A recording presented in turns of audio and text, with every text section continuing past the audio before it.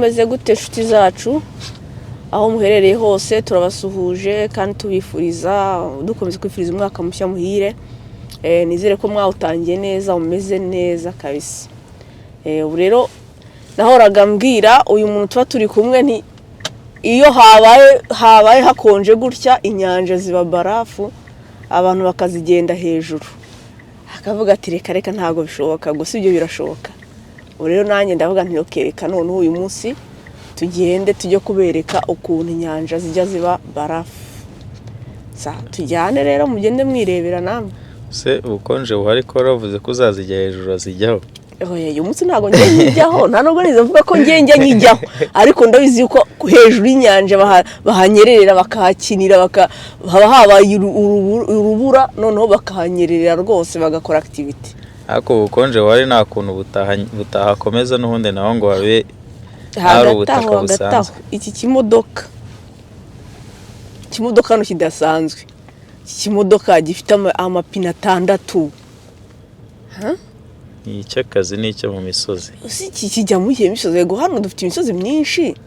Ariko kabise kiri kuntangaza gikate murebe kirasekeje kabise. Iki ngiki ko noneho amapine yacu reba ngiki wakijyana muri ya misozi yo mu Rwanda kabisa.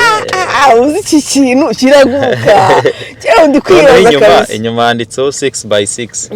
Mugize inda bari nta na plaque zifite. Gikururira nibwo zubwo noneho nanjye bango gikurura mu mande zombi. Uretse ni mande zombi ubwo sinzi noneho naho gikururira reba amapine noneho. Ako se n'amapine ago zubu kwitwara byo niyihe kategori mwo kabyaramwe. Izi singira ngo ni kategori isanzwe. Noneho cya danje nuko atari ni ya polisi ra. Ako banza ari igikura runo rubura mu nzira. Oya nese nari mashini cyambaye oya nta rubura rwose. Abantu bajya bibaza ngo activity ubuzima bukomeza gute mu rubura rumeze gutya mu gihe mu Rwanda n'imvura igwa isanzwe abantu bakoga. Urakoze. Ubuzima hano bukomeza gute kabisa ukoze karansekera. Uko ejo nabonye akantu kari gutrendinga k'abamotari bari bugamye, abamotari benshi bugamye kuri station. Noneho umuntu aribaza ati ariko se ubu business zirakorwa gute mwoka byarama. Ndibaza mu Rwanda no kuvuga ngo imvura iguye ubuzima bufata pause hano. Niyo haba hari urubura, niyo haba hakonje, niyo haba hari imvura, nta kazi na kamwe kajya gahagarara. That's it. Turagenda buriya uyu munsi umuntu arabyuka akajya ku ishuri agiye nko kwigisha ugatangira kwibaza ariko se mana yanjye iyi mbeho kweri iyo baduha nk'agakonje, ariko wagera ku ishuri ugasanga nta munyeshuri n'umwe wasibye. Katuba ati hanyuma abo bana basize comfort zone z'inzu ziwabo zirimo amahita hashyushye bose bakaza kandi banakererwe. Urumva nyine ubuzima hano ntago bujye bupozinga nicyo kintu. Ariko habaho uburyo abantu babikora kugira ngo basurvivinge nyine buno bukonje. Hano nta bukonje bukabije habaho imyambarire mibi. Narayikubwiye nuko buri muntu ubungubu umuntu aba yambaye ikoti rishyushye, wambaye imipira byane byo kugondeka, amasogisi pepe ya nk'eshanu na ga mu ntoki. Ntagiye no se urabona n'abakecuru batari kugenda cyane rwose. Ikiza cy'ubungubu uko hameze nta nubwo ari kunyerera.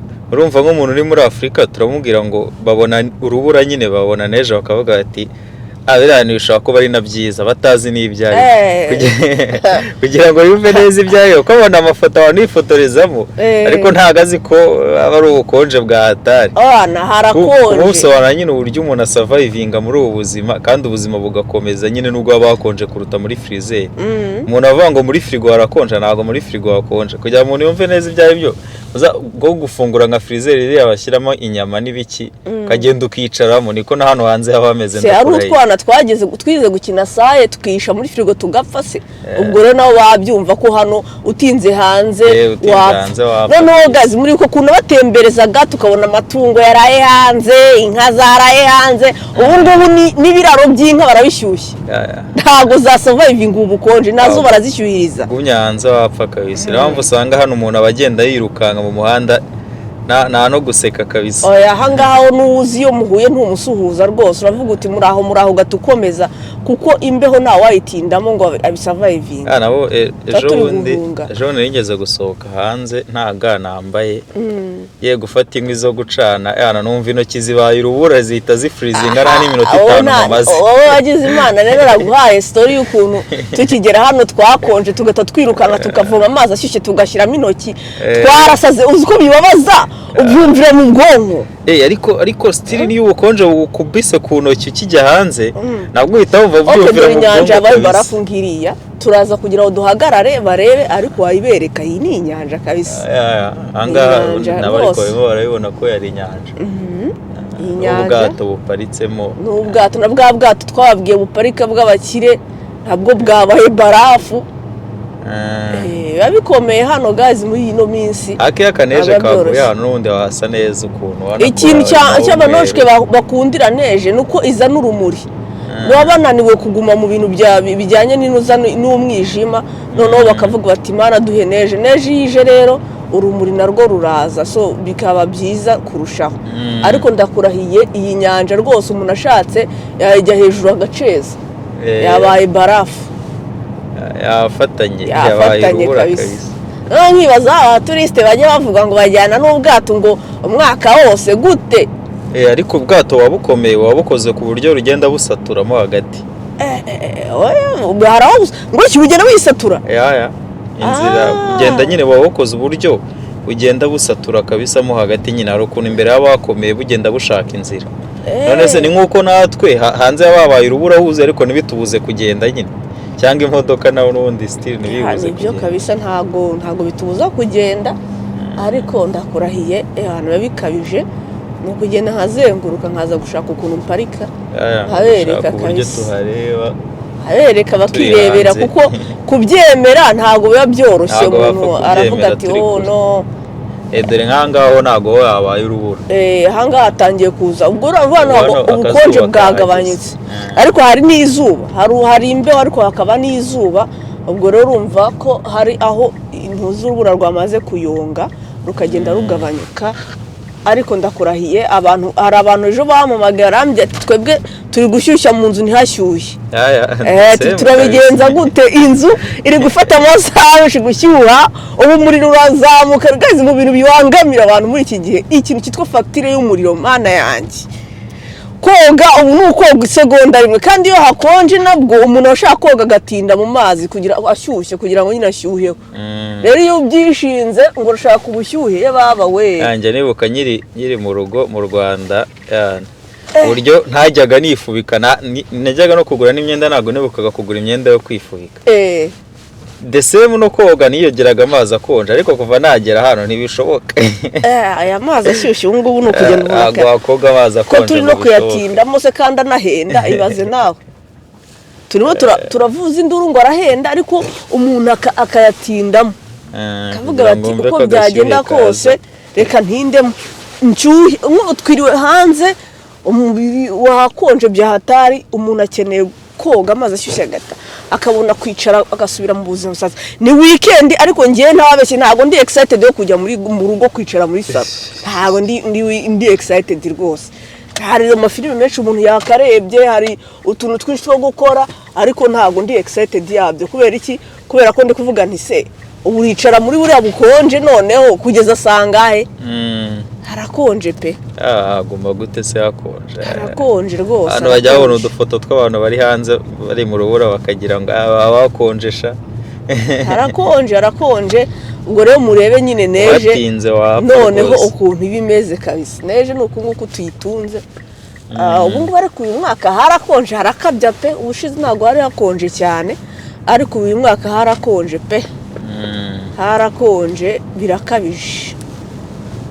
Nibwo bagiye kwibona neza nk'ahangaha hano hari hatara aho hafatanutse ariko imbere waje ahita bayibona rwose ni ibintu bita byigaragaza.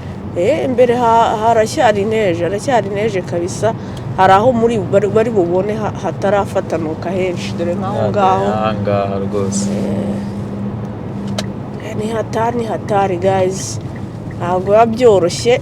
Noneho rero guys mukareba umuntu akazanga agahatana akajya ku kazi muri ubu bukonje agakora agahinga agahigagurika akamererwa nabi hanyuma umuntu yanakohereza amadolari 50 ntunamubwire ngo Imana iguhe umugisha ahubwo ukavuga ngo ni dukeya. Ni ukuri pe mwige gushimira abantu baba bavunitse bya hatari pe, bavunitse rwose. Mujye mwiga muvuge buti rwose uyu muntu ntako atagize, dukurikije strago zihari ntako atagize, ahubwo Imana imuhe umugisha. No kuri pe kuko ntago byoroshye umuntu rwose noneho kubona na depression ibihari, ubona abana bagenda muri ubu konje n'iki, nabyo ntago byoroshye. So guys, reka tuve mu modoka tubereke neza ukuntu babyifashe. Tubereke kabisa. Abana ko ngubu hano umuntu abana bayambaye inkweto z'urugamba no kwambara bote. Ni bote rwose, urabona ko twahinduye noneho naga ku ntoki. Bikomeye ntago byoroshye. Hano nambe ihawe. Ngakora no mu mufuka. Urabona hano abantu turahatinda yabikaze. Ntago umuntu yahatinda, harakonje bya hatari. Ni ugukora zoom ukabereka hanga ni kwibuye. Na hariya ni kwibuye. Hano dore amazi, dore kabaye. Amazi ntago arafatanuka ahangaha, ariko hari yatangiye gufatanuka. Hari igihe rero bigira hakamara nk'icyumweru ari muri -10 15, ikabi ibuye yose none ku buryo abantu bazakanyerera hejuru. Ngo hano rwose hari amazi asanzwe. Ibuke ko ubushize twaberetse no mato aparitse ameze neza, hahandi yane twaberetse. Ariko ubu ngubu se banyira ngo ndabona abana bana butwikiriye bamwe kugira ngo bitabakomerana nabo. Ntabwo dore ukuntu himereye n'urubura yani. Ani mbera gukubita ugafreezinga ukahita ugira ngo urapfuye. Byandi byo kuvuga ngo inyanja y'ibirahure tuzajyaho mu ijuru, ngiye nayiboneye hano ya nyanja y'ibirahure, izi nyanja z'ibirahure abantu bakazigenda hejuru, cya gitangaza Yesu yakoze cyo kugenda hejuru y'amazi. Hano narabibonye n'amaso yanjye abantu bari kugenda hejuru y'amazi pe, bakiniraho none. Ngaha dore mutagira ngo ni imitwe zahindutse inyanja z'ibirahure rwose. Ana ko hano yari hatari, ubutaka burabura n'ibyatsi n'inyoni n'ibiki byose birahunga, abantu bakari bo basigara kuko ari bashoboye kwiproteje. Ni byandi nyine ngiye nababwiraga nti agashya kose nzajya mbona abantu benshi, hari abashuti banje bajya banyandikira kamya ngo bigisha geography. Hari benshi bajya bavuga ngo babyigishaho kunyanja zijya zigiraho zikaba barafu n'iki, bakambye tuzakore video ujye uzitwereka, noneho twebwe twifashishe za video zawe tuzereka abanyeshuri kugira ngo nyine ntibakagire kuduta, bajye bemera. Nyine hari abantu bemera babonye, kandi nibyo experience nyine iyo ubonye ikintu birushaho kubyumva kurushaho. Ako nanjye nabyumvaga muri theory kabisa, nyiga muri geography nanjye nabyumvaga muri theory. Ndetse na bino bintu byo kutira no kudacya nabyo umuntu yabyumvaga muri theory, kuko mu Rwanda ikirere gihora ari kimwe, ntago ibihe bihinduka ngo bibone. Urumva rero tuberetse ibyo bari bafitiye amatsiko, tugiye tubamara amatsiko, asigaye ni ukujya badusengera. Gukora ibiganiro muri ubu konje ntago byoroshye, mwa abantu mwe mudusapotinge, mugende murebe ibiganiro byacu, mwandike ibitekerezo byanyu, like and share iyi YouTube channel yacu, tuyizamurane tugeze kure cyane hashoboka. Murabizi ko mbakunda, turi kumwe. Bye bye. Akoze cyane.